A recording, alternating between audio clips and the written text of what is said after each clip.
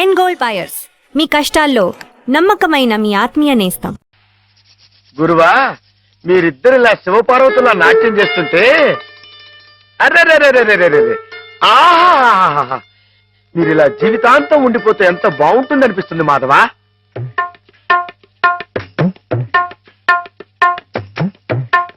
ఒరే మాధవా, ఏం చేస్తున్నావు అక్కడ? మేమిద్దరం పెళ్ళాట ఆడుకుంటున్నాం. పిల్లాడు అనుకుంటున్నారా? నరితే కొట్టువేదా? నీ ఎంత వచ్చేయండి, మా ఎంత వచ్చేయండి. ఇంకోసారి ఇలాంటి ఆలోచన వచ్చిందని తాడు వెళ్తేస్తాను, జాగ్రత్త. ఏమా మావాడి పెళ్ళం ఆయన శ్రీపతి, నువ్వు ఆడుకోపో. నన్ను తిడతారే? ఈ ఆట ఆడదాం రమ్మని హేమే పిలిచింది. ఏమా హేమకేమా అన్నా ఉంటే చెమనాలు కొడతాయి, జాగ్రత్త. పాలేరుని హేమని పేరు పెట్టి పిలుస్తావు.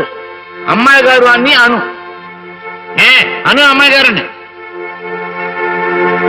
అమ్మాయి గారు, అమ్మాయి గారు. మాధవ, హేమమ్మ విషయంలో నా కోరిక సబబుగా లేదా? మనకు అర్హత లేదురా. అసలు అలాంటి ఆలోచన తప్పు.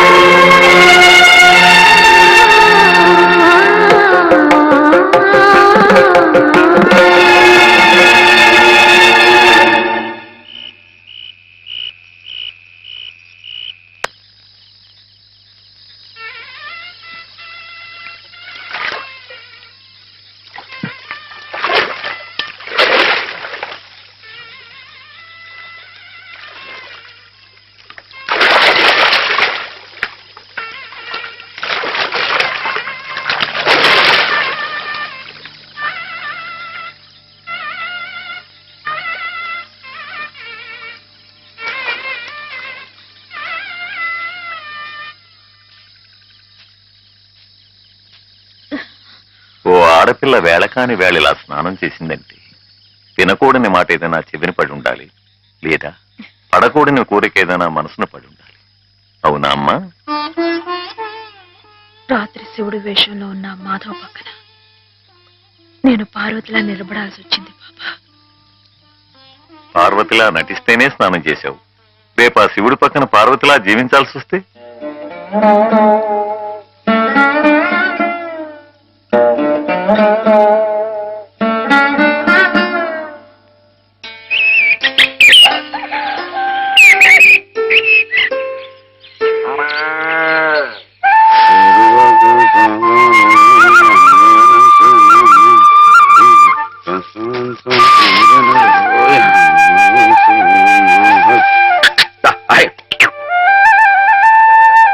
హేమా, పెద్ద ముత్తైదువులు ఆ చీరేమిటి?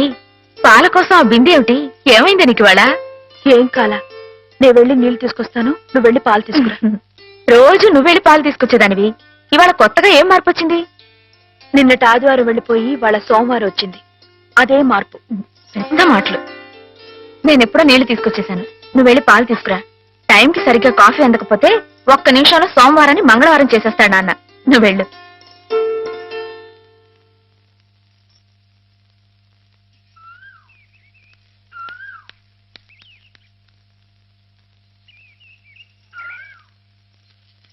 రండి రండి.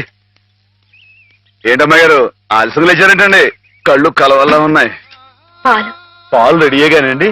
రాత్రి స్టేజ్ మీదకి అసలు నిజంగానే ఆదిశక్తి వచ్చి ఉందండి.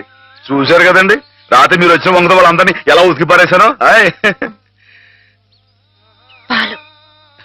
రాత్రి దెబ్బతో నాకు గట్టి నమ్మకం వచ్చేసిందండి. నాకు ఎప్పుడు ఏ ఆపద వచ్చినా మీరు వచ్చి కాపాడేస్తారని. నువ్వు జాగ్రత్తగా ఉంటే నీకు ఆపదలు ఎందుకు వస్తాయి అసలు? ఎదుటివాడిని చదవగలిగే లౌక్యం నీకు రావాలని రోజు దేవుడికి దండం పెట్టుకుంటున్నాను. నిజమా అమ్మాయి గారు? రోజు నా గురించి మీరు దేవుడు దండం పెట్టుకుంటారా?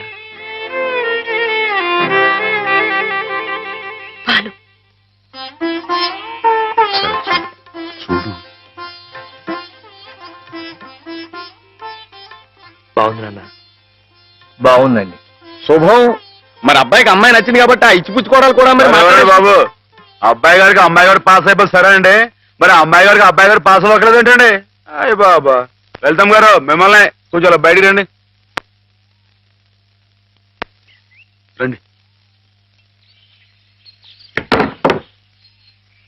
అమ్మాయి గారు, మీకు పెళ్లి కొడుకు అన్ని విధాలా నచ్చితేనే ఈ పెళ్లి జరుగుతుంది, లేకపోతే జరగదు. చెప్పండి, మీకు అబ్బాయి నచ్చాడా?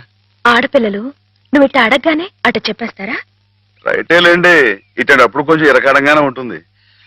ఓ పని చేయండి, అబ్బాయి మీకు నచ్చితే నవ్వుతూ తలదించుకోండి, నచ్చలేదు అనుకోండి కోపంగా నాకేసి తిరిగి చూడండి. అయ్యి బాబు, అదేంటండి? అటు నవ్వు కాదు, ఇటు కోపం కాదు, అటు బాధగా చూసి అర్థం ఏంటండి? నాన్నని, చెల్లెల్ని, మిమ్మల్ని అందరినీ వదిలి వెళ్ళాలంటే బాధగా ఉంది. రైటేనండి, ఆడపిల్ల అంటే అంతే కదండి. పాప రేపు హేమ గారు కూడా అంతేలే. వదిలేస్తే లింకులు పెట్టేస్తాడు. నీకాయన నచ్చారా లేదా అది చెప్పు.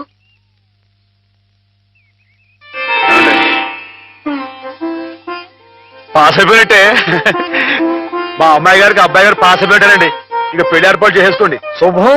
అయితే కట్న కానుకల విషయాలు కూడా మరి ఏమండో, మేమే బంగారం అంటే ఆడపిల్లలు ఇస్తుంటే ఇంకా ఎదురుడుతారండి బాబు. నువ్వు ఊరుకో. సంతలో పశువుని పెట్టి బేరం ఆడినట్టు నన్ను మధ్యలో పెట్టి బేరం ఆడడం నాకు సుతరాం ఇష్టం లేదు. నేను అలా బయట నుంచి ఉంటాను, మీరు మాట్లాడుకోండి.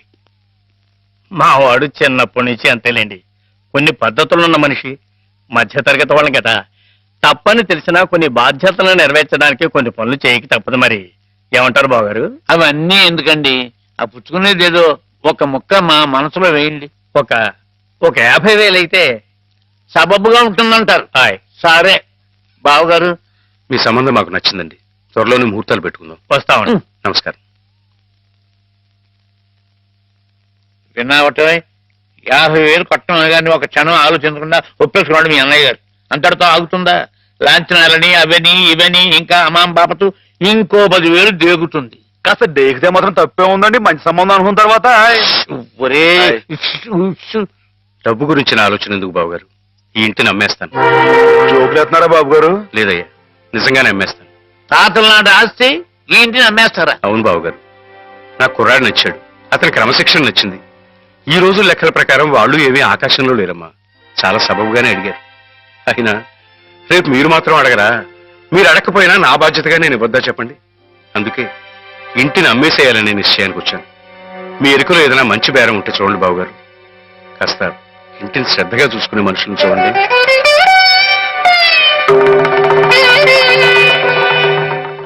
బామ్మగారు. ఎవరు? మాధవ. హాయ్. రా బాబు కూర్చో. మా వెధవా ఇంట్లో లేడు. నేను మీతోనే పని నుండి వచ్చానండి. నా కోసమా? ఏమిటి బాబు? నేను మిమ్మల్ని ఒకటి అడుగుతానండి, మీరు కాదనకుండా నాకు మాట ఇవ్వాలి. ఏమిటది? ముందు మాట ఇవ్వండి, తర్వాత చెప్తాను. సరే, మాట ఇస్తున్నాను. ఏమిటో చెప్పు. ఇదిగోండి, ఈ డబ్బు తీసుకోండి. డబ్బా? హాయ్. ఎందుకు? ఇది మీ డబ్బుగా బాబు గారికి మీరు ఇవ్వాలి. నా డబ్బుగా బాబు గారికి ఇవ్వాలా? హాయ్. ఎందుకని? లలితమ్మ గారికి మంచి పెళ్లి సంబంధం కుదిరిందండి. 50,000 దాకా కట్నం అడిగారు. ఆ డబ్బు కోసం బాబు గారు ఇల్లు అమ్మేస్తున్నారు. ఇల్లు అమ్మేస్తే ఆయన ఏమైపోతారు పాపం? అందుకే కదండి ఈ డబ్బు ఇస్తున్నాను. నాకు ఎప్పటి నుంచోనండి బాబు గారి పుస్తకం వచ్చేయించాలన్న చిన్న ఆలోచన ఉందండి. ఆ కోరిక ఉపయోగించుకుని ఈ డబ్బు బజార్ కింద ఇచ్చామనుకోండి, ఆ పెళ్లి ఖర్చుకి ఉపయోగపడుతుంది, ఆ ఇల్లు నిలుస్తుందండి. అవును, ఇంత డబ్బు ఎక్కడిది నీకు? అప్పు చేశావా? నాకు ఆవులున్నాయి కదండి, అందులో కొన్ని అమ్మేశానండి, మిగతావేమో బేరం పెట్టాను. ఇలా అన్ని అమ్మేసుకుంటే నువ్వేం తిందామని. మరెవరే, మీరంతా లేరేంటండి? మీ ఇంటికి వస్తే ఓ ముద్దు పెట్టరా? నాకు ఈ సాయం చేసి పెడతారు కదండి. మారేడు దళం శివుని పాదాలు తాకాలంటే ఏ చేతులు కాదంటాయి? ఎంత దొడ్డ మనసురా నాయనా నీది. ఏమిటి బామ్మగారు, నా కావ్యాలను మీరు వచ్చి అది కాదు బాబు గారు, మా వారు బోరుడు హైవేస్ నాకు వదిలి వెళ్ళిపోయారు. అనుభవించడానికి నేను నా మనవడు మిగిలాం. ఆ డబ్బు ఇలాంటి పుణ్యకార్యాలకు ఉపయోగిస్తే నా జన్మ తరిస్తుందనిపించింది. బామ్మగారు ఏంటండి పొద్దునే జన్మలు అయ్యి అంటున్నారు? నాన్నగారు పుస్తకాలన్నీ బామ్మగారు అచ్చు వేయిస్తారట మాధవ. అయ్యో బాబోయ్, ఎంత శుభవార్తనానండి. నువ్వు అండి బాబు గారు, ఏ రామాయణం మహాభారతం పక్కన పేటేసో కూర్చుంటాయి మీ పుస్తకాలు. కానీ నా పుస్తకాల మీద మీకు రాబడి పెద్దగా ఉండకపోవచ్చు బామ్మగారు. మాకు పైసా రాబడి రాకపోయినా పర్వాలేదు బాబు గారు. ఒక మహాకవి రాసిన అపురూప గ్రంథాలు వెలుగు చూడాలి. మీరేమిటో మీ కళానికున్న శక్తి ఏమిటో 10 మందికి తెలియాలి. ఏం మాధవా? లక్ష విలువ చేసే మాట అన్నారండి. ఆ మాటతో పాటే భజానగా ఇంత ఇప్పించేస్తే ఈ విషయం పాస్ అయిపోద్దండి. మాధవ, బేరాలు ఆడడానికి భజనాలు పుచ్చుకోవడానికి ఇది నువ్వు పశువుల సంతకెళ్ళి చేసే పశువుల బేరం అనుకున్నావుటయ్యా. ఇటువంటివి నచ్చవు నాకు. రైటే బాబు, ఇప్పుడు ఆవులు గేదెల మధ్య గడిపేవాడిని. అంతవరకు ఆలోచించాను. తప్పే. మాధవేం తప్పుగా అనలేదు బాబు గారు. మీకు ఎంతో కొంత ఇవ్వటం మా బాధ్యత, ధర్మం. ప్రస్తుతానికి 50,000 అట్టి పెట్టండి. ఇప్పుడు ఎందుకు బామ్మగారు?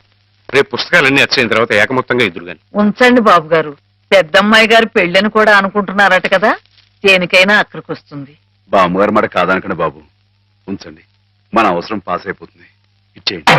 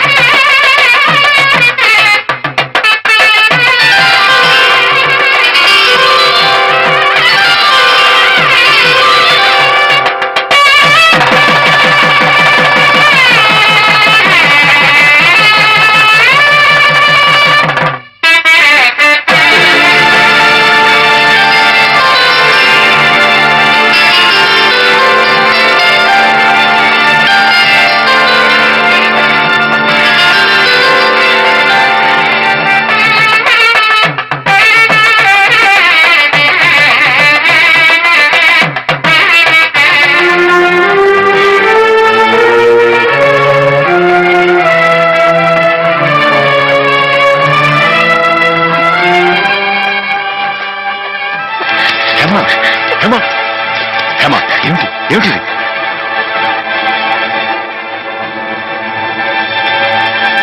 ఏంటండి అమ్మాయి గారు, ఏమైందండి? ఏం లేదు.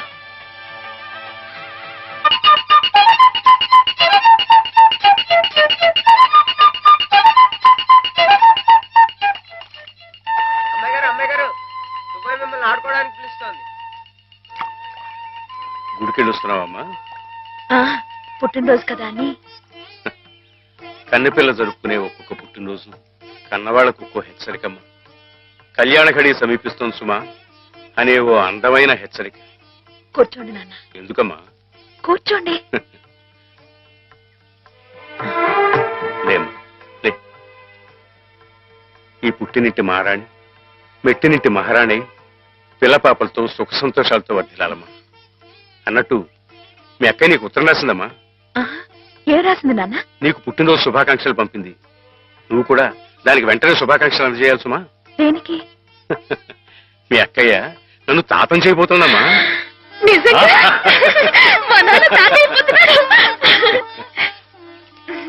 బామ్మగారు వచ్చారేమో, ఒకసారి వాళ్ళ ఇంటికి వెళ్ళి చూసొస్తానమ్మా. పోరా, దానికి చూడకూడదు. ఇదిగో ఉత్తరం, ఉత్తరం. ఇటు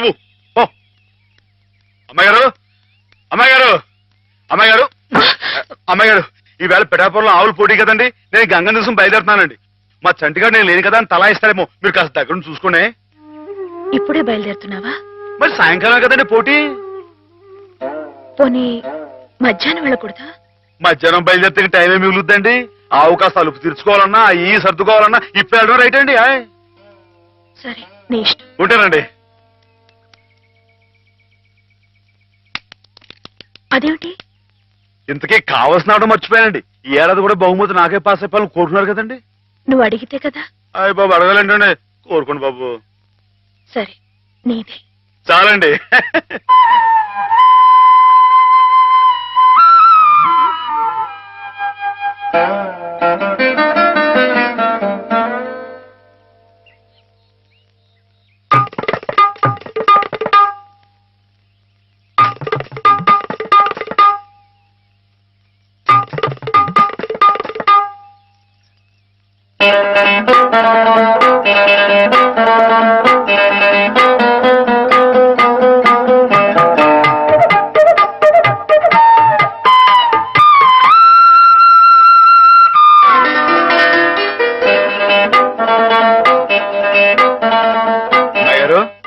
అమ్మాయి గారు, అమ్మాయి గారు, అయ్యో ఇంకా పడుతున్నారేంటండి?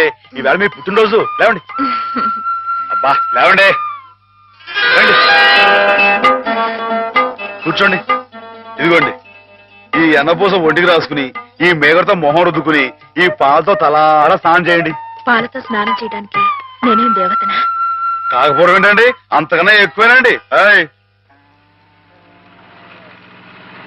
రానంటే చంపేస్తామని వచ్చాను కానీ లేకపోతే వాళ్ళు వచ్చేవాడు కదా బాబు. ఏం పాపం? అంతర్వేది వెళ్లాల్సింది. ఎందుకో? మా ఆవిడ సముద్ర స్నానం చేద్దాం రమ్మంది. ఏమిటి విశేషం? ఇవాళ కార్తీక పౌర్ణమయ్యా బాబు. అందుకే కాబోలు అమ్మాయి గారు మధ్యాహ్నం వెళ్ళకూడదా అన్నారు. బండిలకు తిప్పు. దేనికి? ఇవాళ అమ్మాయి గారు పుట్టినరోజే బాబు. సుమనస్సుడు. నమస్కారం బాబు. నమస్కారం అమ్మా. ఎప్పుడు వచ్చారు? ఉదయమే వచ్చాను బాబు గారు. ఆహా. యాత్రల్లో ఎవరో కళ్ళ డాక్టరు పుణ్యాత్ముడు కళ్ళు ఆపరేషన్ చేసి బాగు చేశాడు. అలాగా? అందుకే 4 రోజులు ఆలస్యమైంది. నాన్నగారు మీరు ఎప్పుడొస్తారా అని ఎదురు చూస్తున్నారు. దేనికి? పెద్ద మనసుతో మీరు పెళ్లి సమయానికి అందజేసిన డబ్బు ఆ శుభకార్యానికి ఎత్తు వచ్చినట్టుగా సరిపోయింది. అందుకుగాను మీకెప్పుడు రుణపడి ఉంటానండి. అంత మాట అనకండి బాబు గారు. నా పుస్తకాల మీద సర్వం సహా హక్కుల్ని మీకు ధారాదత్తం చేస్తున్నట్టు పత్రం రాయించాను. సాయంకాలం ఆ పత్రాన్ని పుస్తకాన్ని మీకు అందజేస్తాను. వద్దు బాబు గారు, అంతటి సన్మానానికి తగను నేను. ఆ కాగితంలో మాధవ్ పేరు రాయించి అతనికి ఇవ్వండి బాబు. మాధవ్ పేరా? అవును బాబు గారు, నేను మీ దగ్గర అబద్ధం ఆడాను. గంగలో మునిగిన కేదారనాథుణ్ణి చూస్తున్నా నేను తప్పు చేశాననే బాధ నన్ను తొలిచేసింది. నేను తమకిచ్చిన డబ్బు నాది కాదు. మాధవ ఆవులు నమ్మేసి డబ్బు తెచ్చి నాకిచ్చి తను ఇస్తున్నానంటే మీరు తీసుకోరనే భయంతో నేను ఇస్తున్నట్టు అబద్ధం ఆడించి మీకు ఇప్పించాడు. మాధవ? మన మాధవ? మీ ఇల్లు మీ చెయ్యి జారిపోకూడదని వాడి తపన. మీ పుస్తకాల్ని వాడి డబ్బుతోనే అచ్చు వేయించాలని వాడికి ఎప్పటి నుంచో కోరిక. అందుకే పుస్తకాలకి బయానా రూపంగా కొంత డబ్బిస్తే మీ ఇల్లు నిలుస్తుందని అలా చేశాడు బాబు గారు.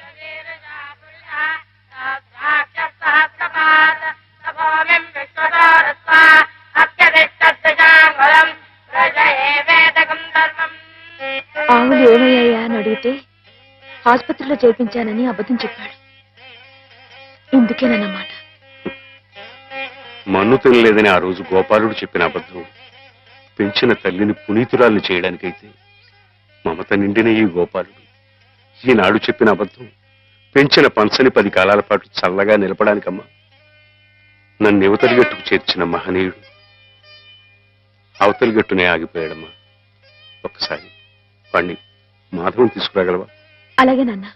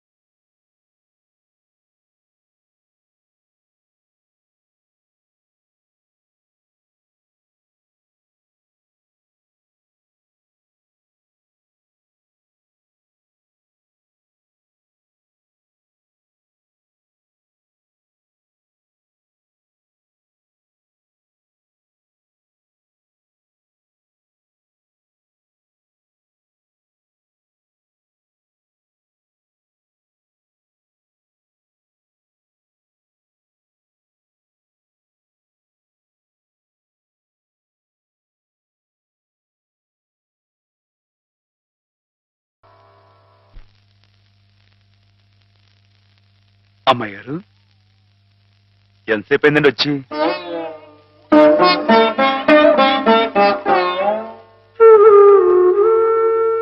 ఏంటమ్మాయి గారు అలా కొత్తగా చూస్తున్నారేంటి? నువ్వు చాలా కొత్తగా కనిపిస్తున్నావు మాధవ. అయ్యే బట్టలు అదే పని అదే మొహం, నేను కొత్తగా ఊరుకోను అమ్మాయి గారు. నాన్నగారు నేను వెంటనే తీసుకురమ్మన్నారు.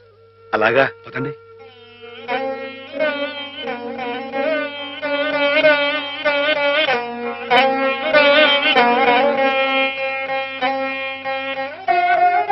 ఏమిటే ఈ అమూల్యమైన గ్రంథాలు ఏమిటి?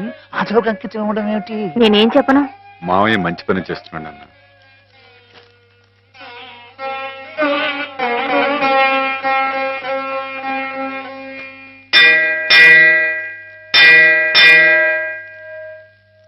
నాన్న,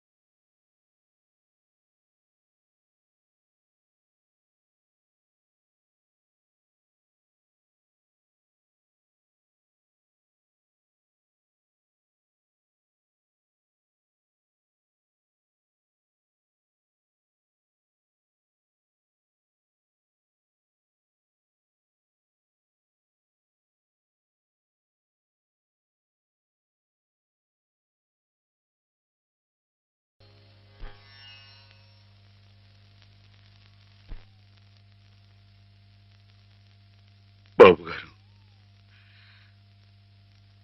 బాబు గారు, నాకు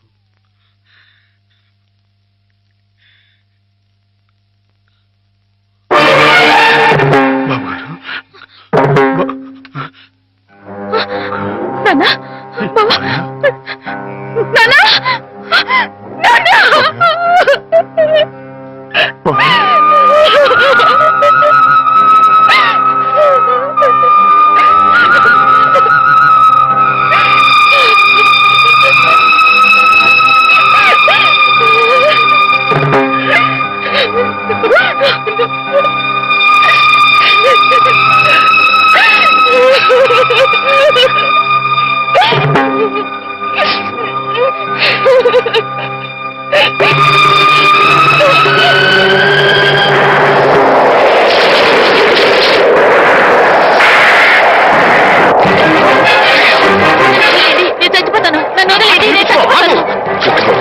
ఎందుకు చచ్చిపోవాలనుకున్నావు? నాకెవరూ లేరు బాబు గారు. నీ పేరేమిటి బాబు? మాధవయ్య. చూడు మాధవ్, దిక్కులేని వాళ్ళకి దేవుడే పెద్ద దిక్కు. మనం పుట్టింది బతకడానికయ్యా, చావడానికి కాదు. పద, మాతో పాటు మా ఇంట్లో ఉందిగా. నేను ఉత్తినే ఉండను, ఏదైనా పనిపించండి, చేస్తాను. అలాగే పనిపిస్తాను. పద.